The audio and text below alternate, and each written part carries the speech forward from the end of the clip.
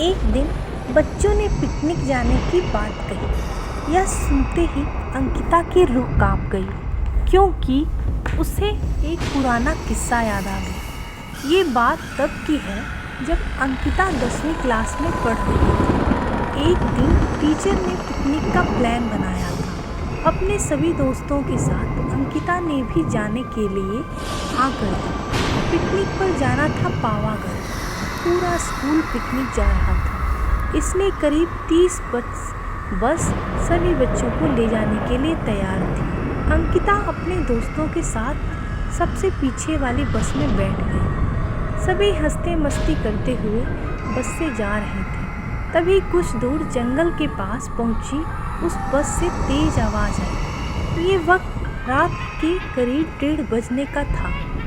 Driver गाड़ी से बाहर निकला तो उसे पता चला कि टायर फट गया है। ड्राइवर ने सबसे कहा कि बस का टायर बदलने में करीब 2 घंटे लगेंगे। आप सब नीचे उतर जाइए, मैं इसे बदल देता हूँ। आप लोग पास के ढाबे में जा सकते हैं, वहाँ गर्म गर्म चाय पी लीजिए और मैं इस टायर को फटाफट बदलने की कोशिश करता हूँ। ड्राइवर की बात सुनकर सभी बस से उतर गए और पैदल चलते हुए पास के ढाबे में पहुँचे। वहाँ की एक व्यक्ति चाय बना रहा था। इतनी रात को ढाबा खुला हुआ और किसी इंसान को चाय बनाते देख सबको हैरानी हुई। उस बूढ़े इंसान ने कहा, आप सब चाय पी लीजिए, यहाँ अक्सर लोगों की गाड़ी खराब हो जाती है, इसलिए मैं भी अपना ढाबा हरदम खुला रखता हूँ। आप जैसे राहगीरों को कुछ मदद हो जाती है। उनकी बात सुनकर सबने चाय का ऑर्डर दे दिया। उन्होंने कुछ ही देर में सबके लिए चाय बनाकर मेज पर रख दी। चाय पीते हुए अंकिता की आंखें एकदम ढाबे की छत की तरफ गईं। वहाँ अंकिता ने एक औरत को सफ़ेद रंग की साड़ी में खुले बाल लहराते हुए देखा। कुछ देर बाद वो जोर जोर से हंसने लगी। भले ही हंसने की आवाज़ किसी को सुनाई नहीं दे रही थी, लेकिन अंकिता ने उसे मुंह खोलकर हंसते हुए देखा।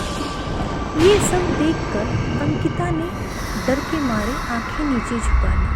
कांपते हुए किसी तरह से अंकिता ने चाय दोबारा पीना शुरू ही किया था कि उसी वक्त जोर जोर से किसी के चिल्लाने की आवाज़ जंगल की ओर से आई। ढाबे में बैठे हुए सभी बच्चे और टीचर उस आवाज़ को सुनकर डर गए। सबको डरा हुआ देखकर उस बूढ़े इंसान ने कहा कि मैं देखकर आता हूँ क्या हुआ, आप लोग यहाँ बैठो।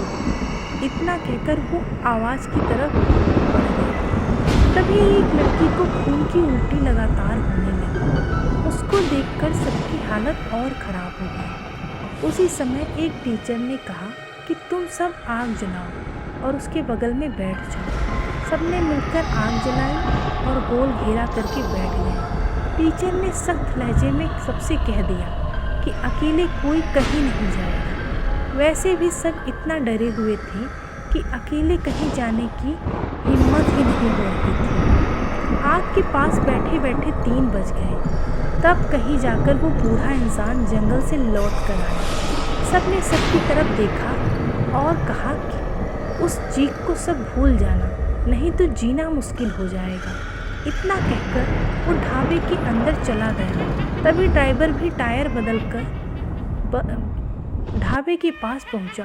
सभी लोग भगवान का नाम लेते हुए बस में बैठ गए। टीचर ने बस में बैठते ही सबको कहा कि कोई एक दूसरे से बात नहीं करेगा, सीधे सब सो जाओ। टीचर की बात मानकर सब चुपचाप बस में ही सो गए। उसके बाद पिकनिक स्पॉट पर पहुँचे और करीब 1 हफ्ते बाद घूमकर आ गए। पिकनिक में किसी ने एक दूसरे से बच्चों से उस रात के बारे में बात नहीं की, क्योंकि टीचर ने मना किया। लेकिन पिकनिक से लौटते ही सबने अपने दोस्तों और दूसरी क्लास वालों को इस भूतिया घटना के बारे में बताया। आज पिकनिक का नाम सुनते ही यह भूतिया ढाबे की कहानी अंकिता के मन में आ गई और बच्चों को पिकनिक भेजने से उसे डर लगने लगा। दोस्तों, अतीत की कुछ ऐसी घटनाएं होती हैं जो हम चाहकर भी नहीं भूल सकते हैं।